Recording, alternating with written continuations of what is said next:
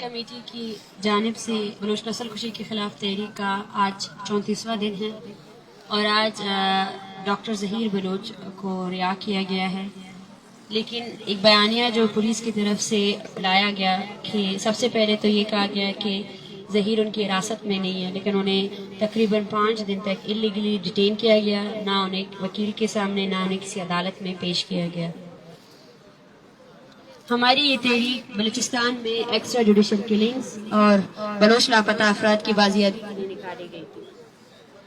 لیکن بارہا ہمیں یہ پیغام دیا جا رہا ہے یا ایک غلط فیک نیریٹو لایا جا رہا ہے کہ نیگوسیشنز کے لیے ہم تیار نہیں ہیں۔ ہم نیگوسیشنز کے لیے تیار ہیں، لیکن ہم نیگوسیشنز کے نام پر کسی دھوکہ یا کسی کمیٹی بنانے کے لیے تیار نہیں ہیں۔ ہم ریاست کو یہ پیغام دینا چاہتے ہیں کہ یہ تحریک پورے بلوچستان کی تحریک ہے، اور آج بھی ہر گزرتے دن میں ہمارے ساتھ فیملیز جو بلوچستان میں آنے والی فیملیز میں اضافہ ہو رہا ہے، لیکن آج بھی مسئلہ یہ ہے کہ انتظامیہ کی طرف سے اس ایشو کو ڈائیورٹ کرنے کے لیے سب سے پہلے ہم پر تشدد کیا گیا، اس کے بعد بلوچ اسٹوڈنٹس انوسنٹ اسٹوڈنٹس کو گرفتار رکھا گیا، اور 34 اسٹوڈنٹس ابھی بھی ہیں جن کو ابھی تک رہا نہیں کیا گیا ہے۔ جب آپ کے آئی جی اور آپ کے اے ڈی سی نے میڈیا کے سامنے اس بات کا اعتراف کیا ہے کہ یہ جو انوسنٹ طلبہ تھے یا یہ انہوں نے جو عمل کیا دہشت گردانہ وہ غلط تھا اور انہوں نے اپنی غلطی کا اعتراف کیا ہے، تو پھر یہ ایف آئی آرز کس کے لیے؟ ہم یہی مطالبہ کرتے ہیں اسٹیٹ سے کہ اس دھرنے کو ختم کرنے یا اس کو سبوتاش کرنے کی تمام جو یہ کوششیں کر رہے ہیں وہ ختم کریں، اور جو 34 طلبہ ہیں ان کو رہا کیا جائے سب سے پہلے، اور جو ایف آئی آرز ہوئے ہیں اتنے زیادہ طلبہ میں ان کو ختم کیا جائے، اور ہمارے دھرنے کے جو مطالبات ہیں ہم ان دھرنے کی مطالبات پورا نہ ہونے تک یہیں بیٹھے رہیں گے، اور ریاست اور ان کی تمام مشینری کو یہ پیغام دیتے ہیں کہ اس جینون ایشو کو سیریسلی لیا جائے، اس کو ختم کرنے کے لیے مطلب تمام تر کوششوں کو ترک کر دیں۔ Thank you. اب میں ڈاکٹر ظہیر کو مائک دیتی ہوں، وہ آپ کو بتائیں گے کہ کس طرح انہیں لیگلی ڈیٹین کیا گیا اور ابھی بھی کتنے طلباء ہیں جو اب بھی زیر حراست ہے اور ان کو جو لیگل حقوق دیے جاتے ہیں ان سے وہ نہیں دیے جا رہے ہیں۔ Thank you. السلام علیکم۔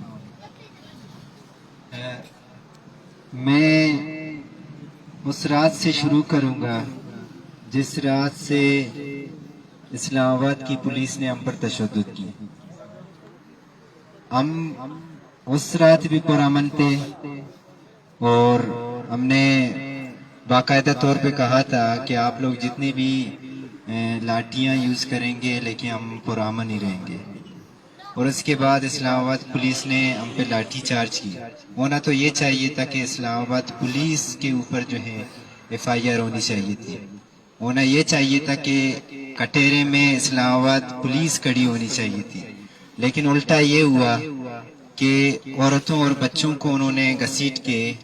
ان کی بے حرمتی کی، ان پہ تشدد کیا، ساتھ ساتھ بلوچ اسٹوڈنٹس پہ بھی انہوں نے تشدد کی، پروٹیسٹرز پہ تشدد کی، ان پہ جو ہے واٹر کینن اور لاٹھی چارج کی گئی، بجائے وہ علاج کرتے وہ بعد میں انہوں نے ہمیں گرفتار کر لیا، اور سب کو مطلب ہم ایک تھانے میں تقریباً ایک کمرے میں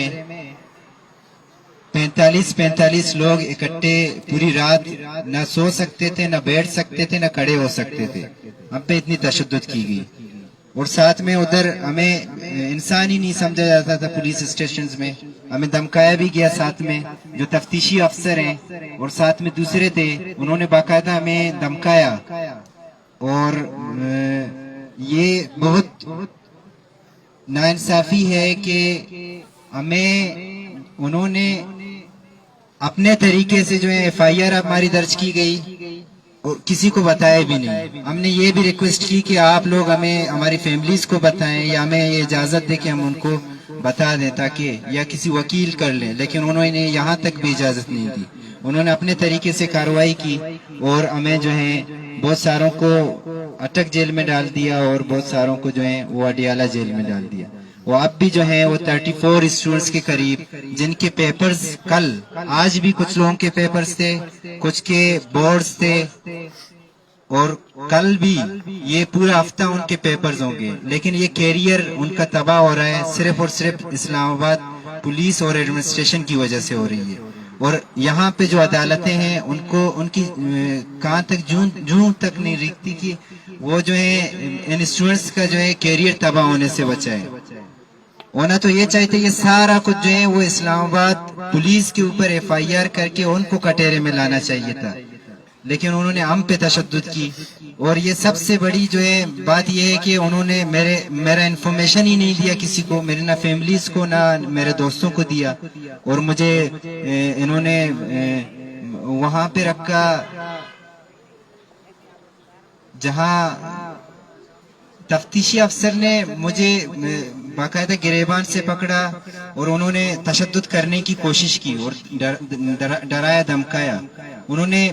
مطلب انفارمیشن تک نہیں دی. میں نے ان سے ریکویسٹ بھی کی، وہ مجھے